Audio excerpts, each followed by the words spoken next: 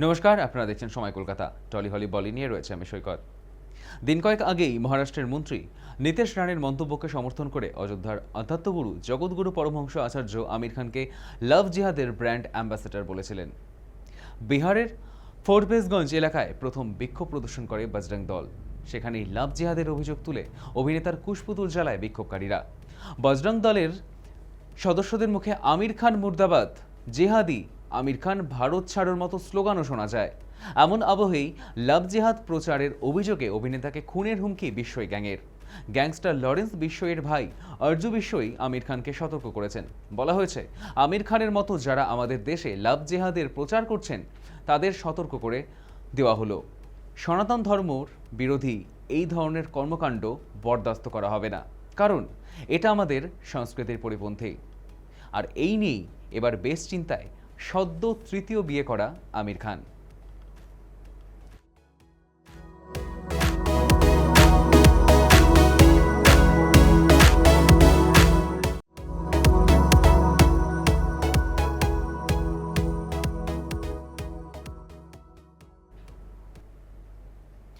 Academy of fine আর্টসের একাংশের রং রাতারাতি বদলে গিয়েছিল গেরুয়াতে। গেটের সামনে ভারত মাতার ছবি টাঙানো হয়েছিল। অভিযোগ উঠেছিল একদল বিজেপি কর্মীর বিরুদ্ধে। তারা নাকি এভাবেই সংস্কৃতির দখল নিতে চাইছে। এই নিয়ে গত সপ্তাহে বেশ সতর্ক এবং তার সাথে জমকালো বিতর্ক তৈরি হয়। চেনা একাডেমি চত্বরে নতুন রূপ মোটেই ভালোভাবে গ্রহণ করতে পারেনি বাংলা সংস্কৃতি জগতের সদস্যরা। বিশেষত একাডেমির মতো ঐতিহ্যবাহী এলাকায় গেরুয়া প্রবেশ নিয়ে নাট্যকাররা প্রতিবাদ জানিয়েছিলেন। এই পরিপ্রেক্ষিতেই শুক্রবার বিজেপির রাজ্য সভাপতি শ্রমিক ভট্টাচার্যের সঙ্গে তার বাড়িতে গিয়ে দেখা করলেন রাজ্যের একাধিক বিশিষ্ট নাট্য ব্যক্তিত্ব। নাট্যকার চন্দন সেন জানিয়েছেন, দীর্ঘ আলোচনায় একাডেমির কাণ্ডের পুনরাবৃত্তি রোখা, সরকারি হল বন্টন, সাংস্কৃতিক সংগঠন পরিচালনার অভিজ্ঞ ব্যক্তিদের পরামর্শ নেওয়ার মতন নানান বিষয়ে পদক্ষেপ করার কথা বলেছেন শ্রমিক ভট্টাচার্য। একাডেমির ঘটনার সঙ্গে বিজেপির যে কোনো যোগ নেই তাও স্পষ্ট করে দিয়েছেন শ্রমিক ভট্টাচার্য।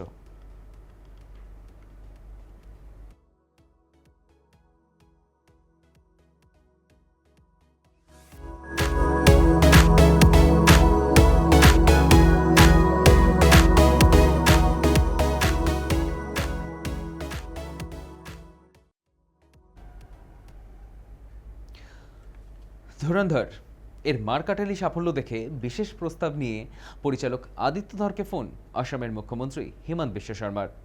সূত্রের খবর, আদিত্য ধরের হাতে ধুরন্ধর ম্যাজিক দেখে আসামের বীরগাথা নিয়ে এক সিনেমা তৈরির প্রস্তাব দিয়েছেন হিমন্ত। জানা গিয়েছে, কিংবদন্তি অহম জেনারেল লচিত বরফুকনের জীবন কাহিনী নিয়ে ছবি তৈরি করতে চাইছেন মুখ্যমন্ত্রী। সরাইঘাটের যুদ্ধে বীর সেনাপতি লচিত বরফুকনের নাম আজও উজ্জ্বল সংশ্লিষ্ট রাজ্যের ইতিহাসে। আর বইয়ের পাতা থেকে সেই বীরত্বের কাহিনী এবার পর্দায় ফুটিয়ে তুলতে চাইছেন মুখ্যমন্ত্রী হিমন্ত বিশ্ব শর্মা, যার জন্য তিনি ভরসা রেখেছেন বলিউডের ব্লকবাস্টার পরিচালক আদিত্য ধরের ওপর। এবার আদিত্য ধর এহেন প্রজেক্টে সবুজ সংকেত দেন কিনা সেদিকেই নজর।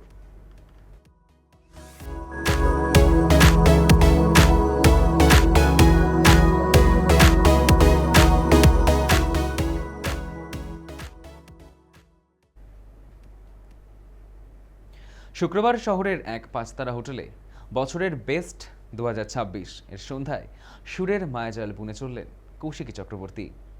অন্ধকার কাটিয়ে ধীরে ধীরে উজ্জ্বল হলো মঞ্চ, ভেসে এলো স্তোত্রপাঠ। সুরেলা কণ্ঠে সরস্বতী বন্দনায় এক লহমায় পার্থিব জগৎ থেকে কোনো অলৌকিক মায়া জগতে নিয়ে গেল শ্রোতাদের। মিশ্র গোরখ কল্যাণ রাগে কৌশিকী চক্রবর্তী গিয়ে চলেছেন সরস্বতী স্তোত্র। নির্বাক হয়ে শুনছেন শ্রোতারা। বছরের বেস্ট সন্ধ্যার সূচনা লগ্নে সঙ্গীত বরাবরই সুন্দর পরিবেশ তৈরি করে এসেছে। সেটাই এই সম্মাননা অনুষ্ঠানের ঐতিহ্য এবং বিশেষত্ব। তবে সেই বিশেষত্বরও বিবর্তন ঘটেছে নানাভাবে। কখনো হয়েছে উপনিষদ থেকে স্তোত্রপাঠ, কখনো শিববন্দনায় মুখরিত হয়েছে সন্ধ্যা। এবারে দেবী বন্দনাতেই হলো সূচনা। প্রথমে সরস্বতী বন্দনা, তারপর দুর্গা বন্দনা। দুর্গা বন্দনায় তার সঙ্গে যোগ্য সঙ্গত করেছেন প্রয়াত তবলাবাদক পণ্ডিত শুভঙ্কর বন্দ্যোপাধ্যায়ের পুত্র ঐচ্ছিক বন্দ্যোপাধ্যায়, আর গিটারে ছিলেন সঞ্জয় দাস।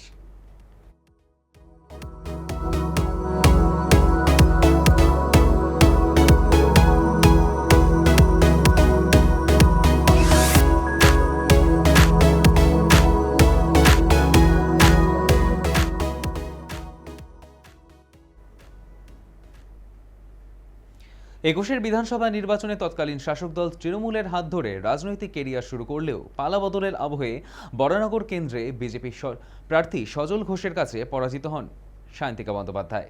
তারপর থেকেই রাজনীতির ময়দান থেকে দূরত্ব বাড়িয়ে শরীরচর্চায় মন দিয়েছেন অভিনেত্রী তথা প্রাক্তন তৃণমূল বিধায়ক। তখন থেকেই লাইট ক্যামেরা অ্যাকশনের দুনিয়ায় সায়ন্তিকার প্রত্যাবর্তন নিয়ে গুঞ্জন। নির্বাচন পরবর্তী অধ্যায়ে সোশ্যাল মিডিয়াতেও দারুণ সক্রিয় হয়ে উঠেছেন তিনি। শরীরচর্চা থেকে রোজ নামচার পাশাপাশি বিভিন্ন সময়ে নাচের ভিডিও পোস্ট করেছেন অভিনেত্রী। তবে এবার কোনো সিনেমা বা সিরিজ নয়, কিংবা কোনো সিরিয়ালও নয়, বরং এক নন ফিকশন রিয়ালিটি শোকেই বেছে নিয়েছেন অভিনেত্রী। টলিউডে গুঞ্জন, বাংলার বিগ বসের ঘরে ডাক পেয়েছেন অভিনেত্রী তথা প্রাক্তন তৃণমূল বিধায়ক সায়ন্তিকা বন্দ্যোপাধ্যায়। কামব্যাক করার জন্য এই প্ল্যাটফর্ম যে মন্দ হবে না তা বলাই বাহুল্য।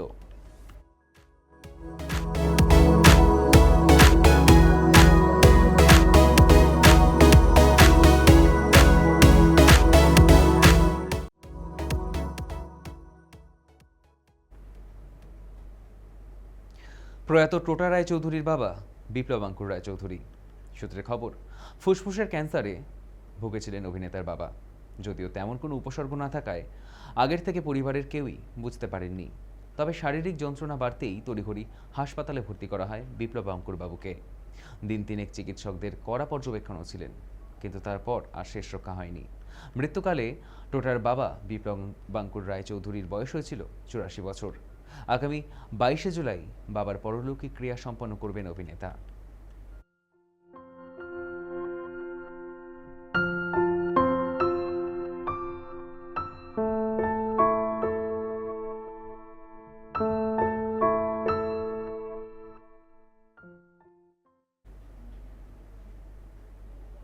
টলি হলি বলি এখনকার মতো এই পর্যন্তই। দেখতে থাকুন সময় কলকাতা। সময় বলবে সময়ের কথা।